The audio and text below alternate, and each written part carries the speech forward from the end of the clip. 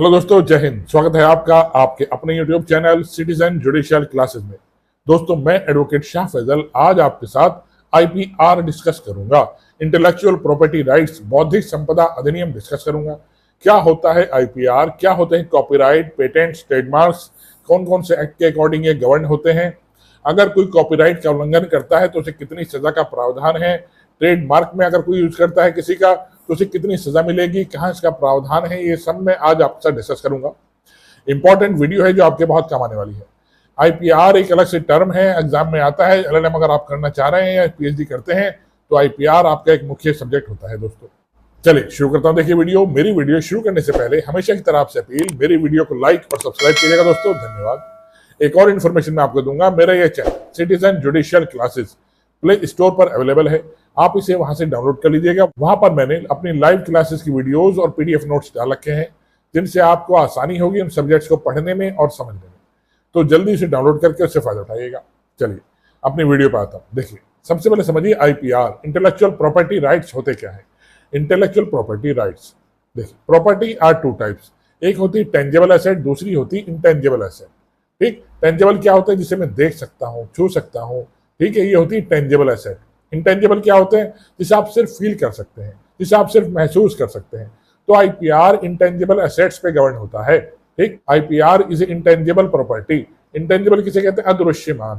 ठीक, दृश्यमान जिसे मैं देख सकता, इंटेंजेबल जिसे मैं नहीं देख सकता।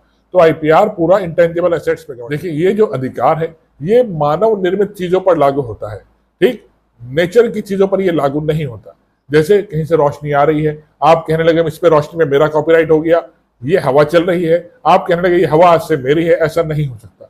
जो चीजें, जो प्रोडक्ट मानव ने निर्मित करे हैं, ह्यूमन बीइंग ने निर्मित करे हैं, आईपीआर सिर्फ उन्हीं पे दिया जा सकता है। ठीक, उसी के लिए आईपीआर की मांग की जा सकती है। जैसे आपने अपने दिमाग से कोई चीज इन्वेंट करी है, कोई चीज बनाई है, आपके कुछ इमोशंस हैं, या आपने कुछ इन्वेंट करके कुछ सॉन्ग बनाया है, या आपने कुछ अलग से कोई मूवी बनाई है, उसी पे आईपीआर गवर्न होता है। ठीक, नेचर की चीजों पर आईपीआर नहीं लगता। दोस्तों देखिए सबसे इंपॉर्टेंट चीज इसमें कॉपीराइट होता है। कॉपीराइट के लिए अलग से एक्ट बना हुआ है, कॉपीराइट एक्ट 1957। अब कॉपीराइट होता क्या है, देखिए कॉपीराइट निकला है क्रिएटर और ऑथर शब्द से। क्रिएटर, किसी ने कोई चीज क्रिएट करी है, ऑथर ने कुछ बनाया है, कोई चीज इन्वेंट करी है, वो उस प्रोडक्ट को लिमिट रखना चाहता है, सिर्फ अपने तक सीमित रखना चाहता है। कोई भी अगर इस प्रोडक्ट को इस्तेमाल करना चाहता है तो उसकी परमिशन लेकर ही इस्तेमाल करेगा, या फिर जो फीस रखी है उसका फी पेमेंट कर कोई व्यक्ति से यूज कर सकता है। ठीक, बिना आपकी परमिशन के कोई भी आपके क्रिएशन को, कंटेंट को चुरा नहीं सकता। दोस्तों यही है कॉपीराइट एक्ट का मुख्य उद्देश्य। कॉपीराइट उसे मिलता है जिसने ओरिजिनल तौर पर उसे क्रिएट किया हो, उसे बनाया है। ठीक, अब देखिए कोई व्यक्ति अगर आपकी बिना परमिशन के आपके किसी कंटेंट को, किसी चीज को यूज कर रहा है बिना आपकी परमिशन के, तो कॉपीराइट एक्ट 1957 का सेक्शन 51 और 52 इसी को लेकर बने हैं। कॉपीराइट एक्ट का उल्लंघन हो रहा है, सेक्शन 51 में आप जा सकते हैं। सेक्शन 52 में आप उससे सिविल और क्रिमिनल रेमेडी दोनों मांग सकते हैं। और सेक्शन 53A इसी बात को बताता है, अगर कोई व्यक्ति किसी क्रिएटर के किसी कंटेंट को, किसी मूवी को, किसी सिग्नेचर को कोई भी यूज कर रहा है बिना उसकी परमिशन के, तो उससे जुर्माना लगाया जा सकता है जो 50,000 तक हो सकता है, और 6 महीने से लेकर 3 साल तक की सजा का प्रावधान इसके अंदर है। दोस्तों आपने देखा होगा किसी डायरेक्टर ने कोई मूवी बनाई है, मूवी बनाने के बाद उसकी पायरेसी हो जाती है, मार्केट में पायरेसी आराम से बिकनी शुरू हो जाती है, तो रिक्वेस्ट की जाती है एक्टर्स द्वारा, डायरेक्टर्स द्वारा, भैया पायरेसी सीडीज का इस्तेमाल ना करें, पायरेसी मूवी मत देखें, हमें नुकसान होगा। क्यों, ये कॉपीराइट का एक तरह से उल्लंघन है, और जो इस तरह के काम करते हैं उन्हें देखिए फिर सजा भी मिलती है। ठीक, आप यूट्यूब पे कोई वीडियो बना रहे हैं, उसमें आता है कॉपीराइट वायोलेशन अगर होगा तो आपकी वीडियो डिलीट कर दी जाएगी या आप पे जुर्माना लगाया जाएगा। कोई भी वीडियो 30 सेकंड से ऊपर की होती है तो आपको परमिशन लेनी पड़ती है उस सॉन्ग को यूज करने की या उस वीडियो को यूज करने की। ठीक, 30 सेकंड तक की वीडियो आप किसी की भी ले सकते हैं, कोई मनाही नहीं है, लेकिन इससे ऊपर की होती है तो आपको परमिशन लेनी होगी। ठीक, अब देखिए किसी भी चीज का जब कॉपीराइट लिया जाता है, चाहे वो कंटेंट हो, कोई मूवी हो, कोई एक्शन हो, किसी भी चीज का हो, सिंगिंग का हो, कॉपीराइट लिया जाता है तो लाइफ टाइम तक रहता है, जब तक क्रिएटर जिंदा रहता है, और उसके बाद भी 5 साल तक रहता है, उसके बाद वो पब्लिक डोमेन में चला जाता है। तो अगली टर्म आती है पेटेंट। अब पेटेंट क्या चीज है, पेटेंट के लिए भी एक अलग से एक्ट बना रखा है, पेटेंट एक्ट 1970। अब पेटेंट सबसे पहले समझिए होता क्या है। देखिए पेटेंट होता है जब कोई क्रिएटर कोई नई चीज लेकर आता है मार्केट में, ठीक, तो उसे कहते हैं वो उस चीज को पेटेंट कराता है ताकि कोई और व्यक्ति इस चीज का यूज ना कर सके। जैसे आपने कोई दवाई इन्वेंट करी, कोई शील्ड बनाई, कोई वैक्सीन की दवाई बनाई आपने, ठीक, तो आप चाहेंगे उसे पेटेंट करा जाए ताकि कोई भी व्यक्ति इसे यूज ना कर सके बिना आपकी परमिशन के। ठीक, तो आप उसे पेटेंट कराना चाहते हैं। आपने कोई पेंटिंग बनाई है, अमिताभ बच्चन की आवाज है, शत्रुघ्न सिन्हा की वॉइस है, कोई व्यक्ति उनकी वॉइस को यूज नहीं कर सकता कि उन्होंने अपनी वॉइस का पेटेंट करा रखा है। अमिताभ बच्चन की वॉइस को पेटेंट करा रखा है, अपनी आवाज को उन्होंने। शोले मूवी आपने देखी होगी, उसके सारे डायलॉग्स को पेटेंट किया गया है। बिना डायरेक्टर की परमिशन के कोई भी डायलॉग किसी और मूवी में इस्तेमाल नहीं किए जा सकते, इसलिए आपने कभी नहीं देखे होंगे। ठीक, तो बहुत अच्छी मूवी चली तो उस टाइम पर, वो आज भी देखते हैं लोग उस मूवी को। तो क्या उसकी सारी चीजें किसी क्रिएटर ने बनाई है और उन्होंने उसे पेटेंट किया है, कोई और इस्तेमाल ना कर सके। पेटेंट उसी का मिलता है जिसकी कुछ कमर्शियल वैल्यू होती है, कुछ मार्केट वैल्यू होती है, और उसकी पायरेसी की जा सकती है या फिर उसका डुप्लीकेट बनाया जा सकता है, इसलिए पेटेंट आवश्यक होता है। जब एक बार पेटेंट हो जाता है किसी चीज का तो 20 ईयर तक वैलिड रहता है। 20 ईयर के बाद अगर वो रिन्यू नहीं किया जाता तो वो पब्लिक डोमेन में चला जाता है, कोई भी उसे यूज कर सकता है। लेकिन 20 ईयर्स तक अगर वो पेटेंट है तो कोई उसको यूज नहीं कर सकता बिना क्रिएटर की परमिशन के। दोस्तों, इसे रोकने के लिए अलग से एक्ट बनाया गया है, पेटेंट एक्ट 1970। ठीक, अगर कोई भी पेटेंट का उल्लंघन करता है तो उस पर डैमेजेस की डिमांड की जा सकती है, उसे कंपनसेशन मांगा जा सकता है। पेटेंट कराने के लिए रजिस्ट्रार ऑफिस में इसका रजिस्ट्रेशन कराया जाता है कि मैं अपनी जो मैंने चीज बनाई है, इंडिविजुअल चीज बनाई है, मैं इसे चाहता हूं ये पेटेंट हो, कोई और इसे यूज ना कर सके। देखिए, पेटेंट एक्ट का सेक्शन 4 में बताता है किन चीजों का पेटेंट नहीं किया जा सकता, जैसे फूड आइटम्स हो गई हैं, मेडिकल आइटम्स हो गई हैं, या फिर न्यूक्लियर ऑटोमिक एनर्जी से रिलेटेड कुछ चीजें हो गई हैं, उनका पेटेंट नहीं किया जा सकता।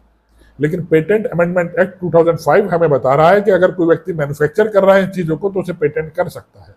ठीक, चाहे वो फूड आइटम्स हो, चाहे वो मेडिकल के आइटम्स ही क्यों ना हो।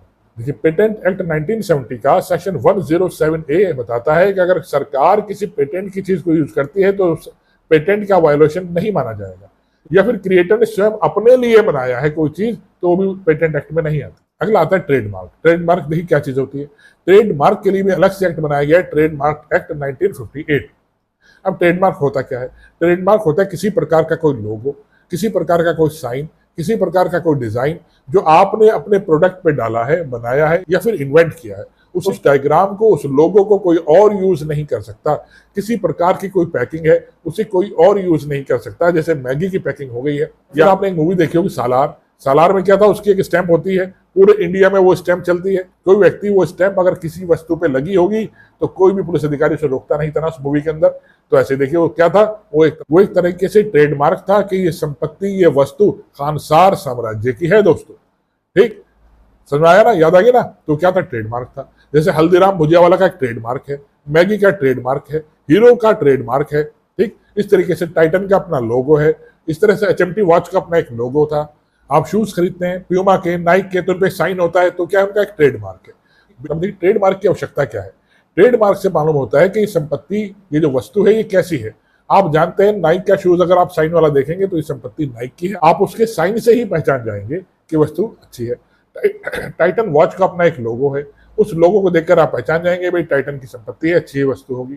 तो ये एक तरीके से क्वालिटी दर्शाता है उस वस्तु की। जैसे मेरा सिटीजन जुडिशियल क्लासेज करके अपना लोगो है, तो YouTube पे आप सिटीजन जुडिशियल क्लासेज या CJC डालेंगे तो आपको पता लग जाएगा ये फैजल सर की संपत्ति है, फैजल सर का लोगो है। ठीक, ये ट्रेडमार्क में आता है। देखिए, आपने अपना कोई लोगो बनाया तो आपको रजिस्ट्रार ऑफिस में उसको रजिस्ट्रेशन की एप्लीकेशन देनी है।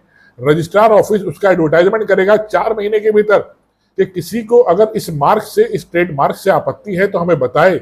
4 महीने का समय देता है रजिस्ट्रार ऑफिस। ठीक, बीच में अगर कोई एप्लीकेशन आती है उस पर विचार करता है, छानबीन करता है, और 18 महीने के भीतर जिस व्यक्ति ने मांग करी थी मुझे ये लोगो दे दिया जाए, उसे वो लोगो दे दिया जाता है, अगर कोई भी ऑब्जेक्शन नहीं आता। ठीक, ये जो ट्रेडमार्क है ये 10 ईयर्स तक के लिए वैलिड होता है। 10 साल के बाद ये पब्लिक डोमेन में चला जाता है अगर आपने इसे रिन्यू नहीं कराया। इसे रिन्यू कराने की आवश्यकता होती है। तो आशा करता हूँ वीडियो समझ में आई हो दोस्तों। आई है, इसे लाइक और सब्सक्राइब कीजिएगा, और जो मेरा चैनल प्ले स्टोर पर है उसे डाउनलोड जरूर कर लीजिएगा।